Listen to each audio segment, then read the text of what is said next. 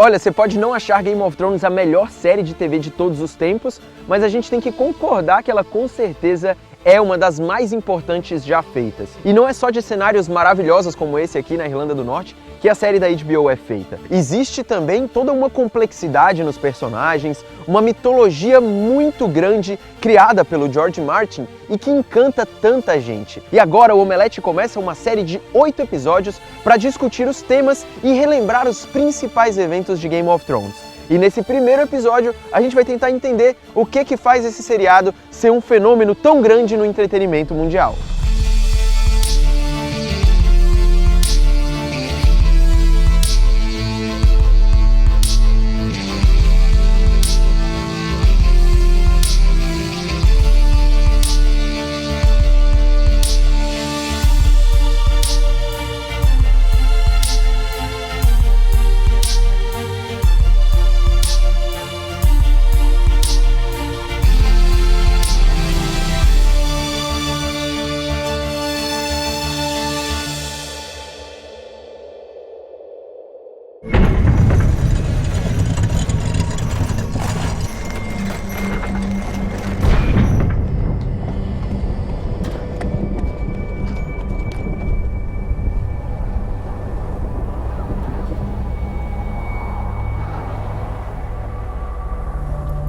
I think from the first time Dan and I read George Martin's books, we knew he had taken fantasy to a different place than it had been before, and to a more realistic place. The characters don't feel like they're locked in the eternal struggle of good and evil. They feel like real people who happen to live in a world that's not our world, a world where magic still exists. Is a much more adult, grounded, and psychologically complex. Game of Thrones is about power struggles in a fantasy kingdom called Westeros, and it's about a struggle for the Iron Throne, which is the seat of power in this kingdom. At the core of it, there's a conflict for power between two great houses initially, House Stark and House Lannister. The other major houses are all contenders as well. It's a suitably complicated political situation. And meanwhile, outside the Seven Kingdoms, two great threats are rising, one across the sea in the exiled Targaryen siblings, and another one far to the north, beyond the Wall, which is the boundary of the Seven Kingdoms, in lands of perpetual ice and cold, where a supernatural threat is stirring.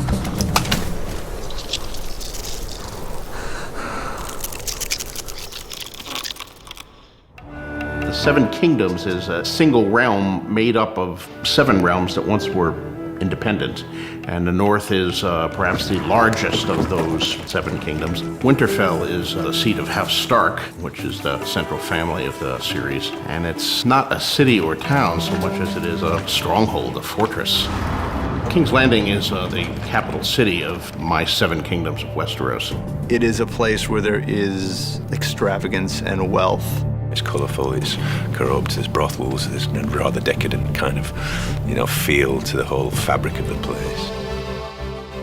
A grandiosidade de Game of Thrones não se limita aos seus extensos territórios, seus dragões do tamanho de aeronaves e seus cenários de se perder de vista. A série de fantasia medieval que retrata a disputa de 7 reinos pelo Trono de Ferro é um marco também na terceira era de ouro da televisão por alguns números expressivos. Só para se ter uma ideia, o orçamento divulgado para a 8ª e última temporada é de 15 milhões de dólares por episódio. Esse alto custo é possível graças ao faturamento bilionário nas assinaturas da HBO, que só cresce ano após ano. Grande parte dessa receita, claro, se deve ao sucesso estrondoso da série baseada nos livros de George Martin. As estatísticas impressionantes de Game of Thrones não param por aí. O episódio que encerrou a 7ª temporada em 2017 foi assistido simultaneamente por 16 milhões e meio de pessoas só nos Estados Unidos. Ao redor do mundo, onde passa em 173 países ao mesmo tempo, Game of Thrones foi vista ilegalmente mais de 1 bilhão de vezes entre canais de streaming alternativos e downloads piratas. Esse interesse massivo pela série não é por menos. Ela está em segundo lugar em séries que mais foi premiada no Emmy, com 38 estatuetas, atrás apenas do Saturday Night Live, cujos produtores já levaram o prêmio 54 vezes. I remember having a conversation with an HBO executive and saying, this isn't the kind of show that gets nominated for things because they don't like fantasy shows, science fiction. That just doesn't happen. Dan, my partner, said we just got nominated for an Emmy, and it was pretty surreal, and it was great to see Peter get nominated and so many of the people who had worked so hard on the show. I remember exactly when they called out Peter's name. I was definitely shouting out. I was just so happy for him. I was so happy for the show. The Golden Globes is a little slightly different event because there's wine and champagne on the table. But when he won, that was also just an amazing experience for everybody. Any recognition is really great. You pretend to be cynical about it, but it's great. When something that you love and really respect and love being a part of turns into a hit or popular, it's a really great feeling. To have that recognized so early on, it's glorious. It's incredible.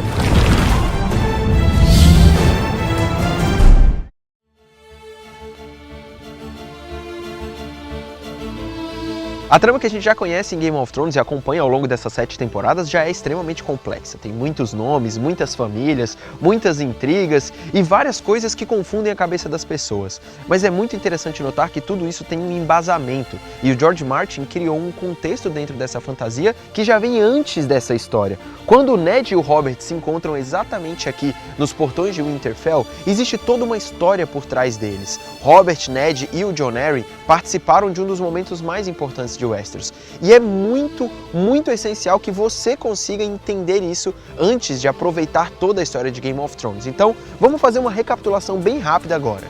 Anos antes da morte de Jon Arryn, Aerys Targaryen era coroado rei. Aerys era casado com sua irmã, Rhaella, com quem tinha um filho, Rhaegar. Depois do nascimento do primogênito, a mulher teve inúmeros abortos e filhos natimortos que levaram o rei ao desgaste emocional. Era o primeiro degrau de descida rumo à loucura. Ao visitar o degradado porto de Val d'Ocaso, Aerys é capturado em uma emboscada e é preso. Depois de 6 meses detido, o rei Aerys é libertado por Sir Barristan Selmy e retorna ao Porto Real, de onde evita sair de uma vez por todas. A essa altura, ele já estava dominado pela paranoia. Meses depois, durante um torneio de Harrenhal, o herdeiro do trono, Rhaegar Targaryen, derrota todos os oponentes e nomeia Lyanna Stark a rainha do amor e da beleza. Acontece que Lyanna Stark está prometida a Robert Baratheon e, mesmo assim, Rhaegar rapta a irmã de Ned e foge. Ned Stark, Robert Baratheon e Jon Arryn se unem em uma rebelião contra a coroa e vão em direção a Porto Real. Combate após combate, os rebeldes encontram Rhaegar Targaryen e o príncipe acaba morto por Robert na Batalha do Tridente. Ciente da derrota do exército real, Tywin Lannister sai em disparada para dominar Porto Real e consegue chegar lá antes do exército de rebeldes. O rei, que havia espalhado fogo vivo por diferentes regiões de Porto Real, exila sua mulher grávida e o seu filho Viserys e ordena que a cidade inteira seja devastada pela chama do fogo vivo. No entanto, Jaime Lannister consegue evitar a tragédia a tempo e mata o Rei Louco. No fim, Robert Baratheon é o único rei de uma grande casa a reclamar o Trono de Ferro e assume a coroa de Westeros. Além de ser uma baita de uma fantasia, Game of Thrones também toca em muitos temas que são polêmicos, digamos assim. Incesto, abuso, estupro, assassinato, não só de pessoas adultas, mas também de crianças, bebês que ainda estão na barriga e recém-nascidos. Para muita gente, isso é o que faz Game of Thrones ser especial e para outras pessoas são muitas atitudes desnecessárias dos roteiros e também do autor George Martin. I want them dead, mother and child both. And that fool Viserys as well. Is that plain enough for you? I want them both dead. You'll dishonor yourself forever if you do this. Honor? I've got 7 kingdoms to rule. 1 king, 7 kingdoms. Do you think honor keeps them in line? Do you think it's honor that's keeping the peace? It's fear. Fear and blood. Then we're no better than the Mad King. Careful, Ned. Careful now. We should have had them both killed years ago. When you find yourself in bed with an ugly woman, best close your eyes, get it over with. Cut her throat. Be done with it. Game of Thrones é uma série conhecida pela quantidade de mortes de personagens, inclusive aqueles de quem mais gostamos. Essa é uma decisão arriscada, porque pode acabar gerando uma indignação no público. Afinal, não é seguro se afeiçoar por alguém que pode acabar com a cabeça espetada em uma lança. I am so sorry, my love. Tell me. There was a raven from King's Landing. Jon Arryn is dead. A fever took him. I know he was like a father to you. Depois que o Jon Arryn morre, quem assume a posição de mão do rei é o honroso Ned Stark. E aí ele tem que deixar sua personalidade guerreira de lado para começar a mostrar um pouquinho das suas habilidades de manobra política. Mas o que acontece na trama de Game of Thrones é que você sempre tem que combater os seus próprios princípios. E isso é algo que o Ned Stark não consegue fazer muito bem, como a gente já sabe. E ele é um dos primeiros personagens na série a mostrar como que o George Martin quebra as convenções em uma narrativa nada tradicional. Ned Stark is a childhood friend of the current king, Robert Baratheon. Ned Stark is a man of honor. He's the moral heart of the story. He's a man who's always trying to do the right thing. He's fundamentally a good man. He's a man who loves his wife, and he loves his children. He's principled, he has values, and above all, he's very loyal. That's something that he demonstrates on many occasions. Ned is really the kind of the cornerstone of the first season. He's the center of gravity around whom events move for the most part. The king rides for Winterfell with the queen and all the rest of them. If he's coming this far north, there's only one thing he's after.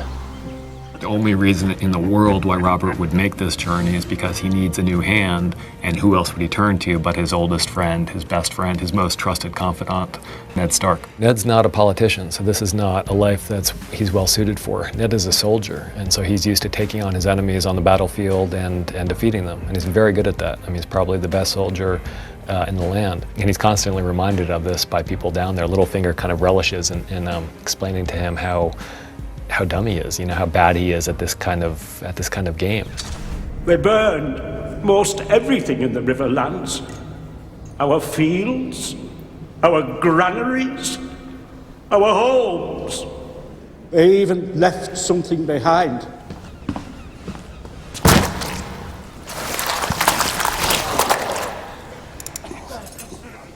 Fish, the sigil of House Tully. Isn't that your wife's house? Tully, my Lord Hand. Littlefinger is sort of goading Ned. He's winding him up, and he's playing him. And what Littlefinger's trying to do is incite Ned into making this brash decision.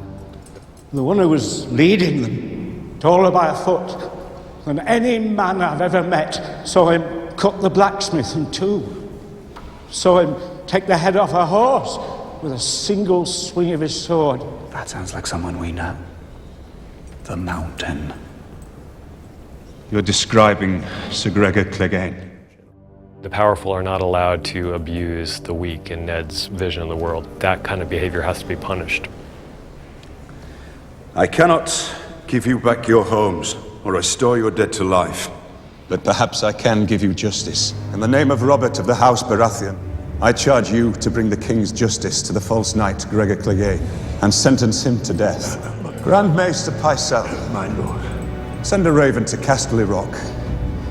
Inform Tywin Lannister that he has been summoned to court to answer for the crimes of his bannermen.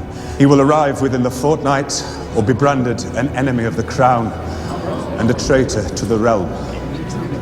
That's basically what triggers the war. He knows that this puts him and his family in a really vulnerable position. I'm sending you both back to Winterfell. What? I'm supposed to marry Prince Joffrey. I love him, and I'll give him sons with beautiful blonde hair. Sansa inadvertently puts together all the pieces in Ned's head that he's been accumulating from the beginning of the show. Ned at this point has seen a few of Robert's bastards. All of them have black hair, and all of them are, kind of look like Robert. Joffrey doesn't look anything like his supposed father. He's really not a Baratheon at all. He's just pure Lannister. Joffrey Baratheon. Golden head.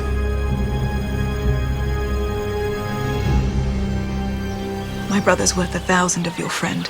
Your brother? Or your lover?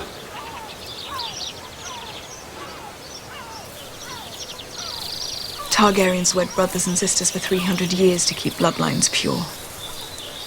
Jaime and I are more than brother and sister. We shared a womb. Came into this world together, we belong together. Cersei is someone who would lie if she thinks she could get away with it, but at this point, Ned just knows. And so when she's cornered, I think it kind of surprises Ned a little bit, it surprises us watching it. Maybe it even surprises her, but she's she's a very proud woman, and she doesn't feel the need right now to hide what she is. Ned's an honorable man, and his honor gets him in trouble. And Cersei is a ruthless, lying, scheming woman, and those schemes and that ruthlessness actually serves her in good stead. Do you love your children? With all my heart. No more than I love mine. And they're all Jaime's. She says, well, what would you have done if you were me? And these two people who are so completely opposite and have such different values kind of meet. She doesn't feel the need to hide what she is, knowing that Ned's not going to go around telling everybody because Ned's too honorable to, shout it from the rooftops that Cersei has been sleeping with her twin brother. When the king returns from his hunt, I'll tell him the truth. You must be gone by then. You and your children. I will not have their blood on my hands. Go as far away as you can, with as many men as you can. Because wherever you go, Robert's wrath will follow you. Ned! Robert, we were hunting a bull.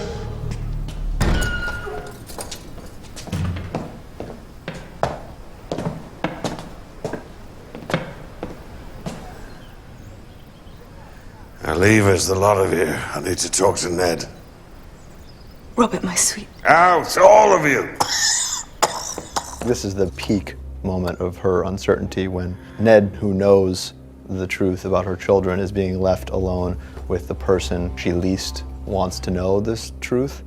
That's, I think, a very precarious moment for her. There's nothing she can do about it. And all he really has to do is say the words. It would set into motion a chain of events that it would release a tide that Cersei would probably be powerless to turn back.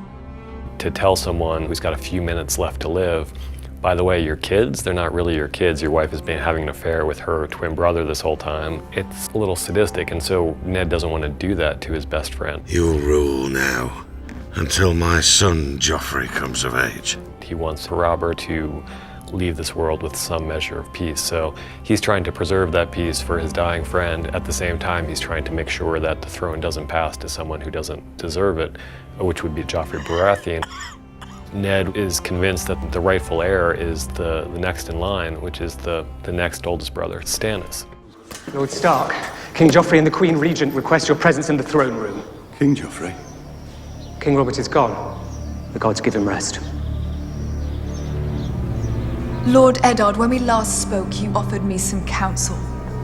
Allow me to return the courtesy. Bend the knee, my lord. Bend the knee and swear loyalty to my son. And we shall allow you to live out your days in the grey waste you call home. Your son has no claim to the throne. Liar! You condemn yourself with your own mouth, Lord Stark. Kill him! Kill all of them, I command it! I did warn you not to trust me.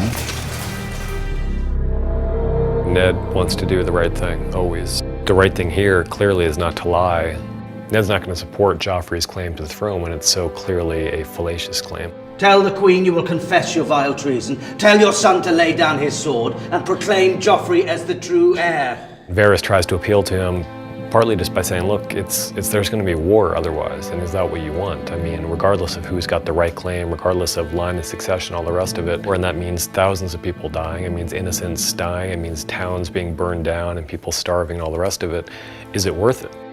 You think my life is some precious thing to me? That I would trade my honor for a few more years of what? Of what?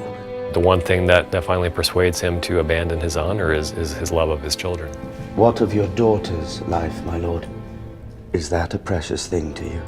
Ned believes that the Lannisters will hold their end of the bargain, not because he has any particular trust in them, but because it's the best thing for them to do to ensure their power.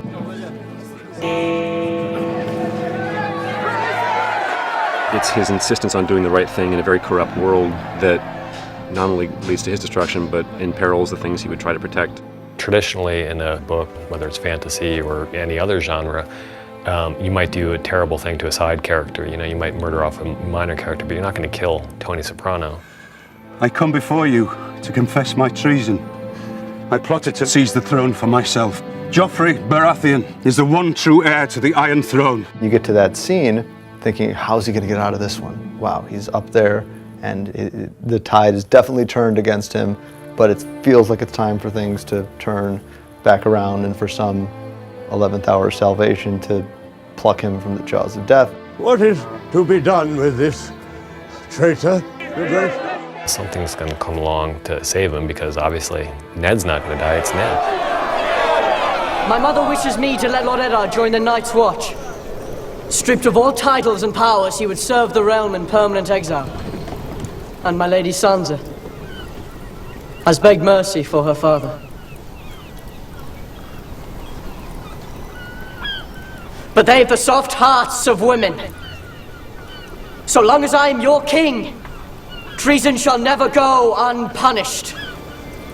Sir Ilyn, bring me his head.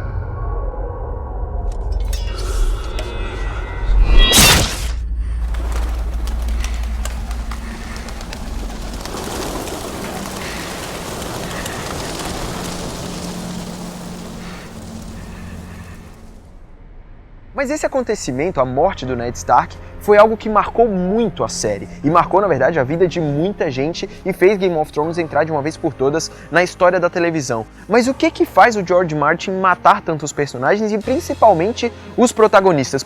Para se ter uma ideia, de todos os personagens que apareceram no primeiro episódio da série, apenas 11 sobreviveram.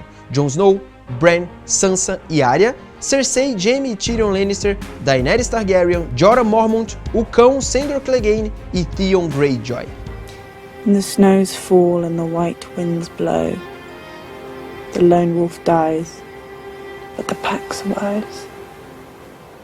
Por incrível que pareça, tem uma ligação muito forte com outra franquia que você deve conhecer. The death of Boromir still resonates with me. That was a powerful moment. The death of Gandalf in the Mines of Moria, that's enormously powerful because, especially at that point in the book, because Gandalf is the father figure. Gandalf is the guy who has the answers. Gandalf is the one who knows what they should do and how they should do it. And suddenly he's gone. My God, I really don't know what's going to happen in this book. Anyone can die. And it became so much more exciting at that point because anyone could die. The peril was real. If it had been me, Gandalf would have stayed dead. I think... Bring it. Ao longo de 9 anos e 7 temporadas, a gente viu um legado gigantesco sendo deixado por Game of Thrones na televisão e também em todo o entretenimento. Mas o que será que lá no começo fez a HBO acreditar na fantasia de George Martin? E o que fez também as pessoas gostarem tanto dessa mitologia? It's one of the fun things about this show is that we get to make it up. We're not hewing to any particular historical period, absolutely. This is a fantasy series, and that gives us a lot of freedom, and that's part of the fun of it. Fantasy is always bigger. I mean, fantasy is larger and more colorful and more exciting, I think, than history. So you take your inspiration from something in history, you make it much bigger and perhaps more dramatic. It's just the best story. It's fascinating and there's so many twists and turns and when you think you've got it figured, it completely changes its mind and you follow it and you get excited by it. There's real emotion and there's real relationships that you can understand and relate to and it's just brilliant. It's a wonderful story. There's such a wide variety of fans out there. It doesn't just appeal, I don't think, to one demographic. what I always wanted is for the show to not disappoint them. And Danny is such a character that people either love or they hate, but it's always been positive. Luckily, I've had no one say you're rubbish, which is always good. Everyone's just been wonderful. The final image seems to be the one that people kind of speak about most. People go, yeah, I saw it, and I had to go and buy all the books, and I mean, I go, wow, it's cool, it's amazing. This interesting combination of a very real world with an overlay of fantasy is a pretty intriguing combination, and I think it's something that you see nowhere else on television currently, and I don't think anybody will do it quite the way HBO does. Depois de passar um tempinho aqui em Winterfell, vamos para Porto Real para falar um pouco sobre o Fogo e Daenerys. Esses dois personagens de Game of Thrones que são tão importantes para o futuro de Westeros. Dracarys. A melhor experiência de Game of Thrones é com a NET e com a Claro. Na NET, quem tem HBO já pode começar o esquenta de Game of Thrones. E se você estiver fora de casa, quem é Claro Pós tem o Extra Play, com mais internet para assistir onde você estiver. E olha, se você tem NET, mas não tem HBO, compra facinho pelo controle remoto, e se ainda não tem NET, vai lá no site e assina.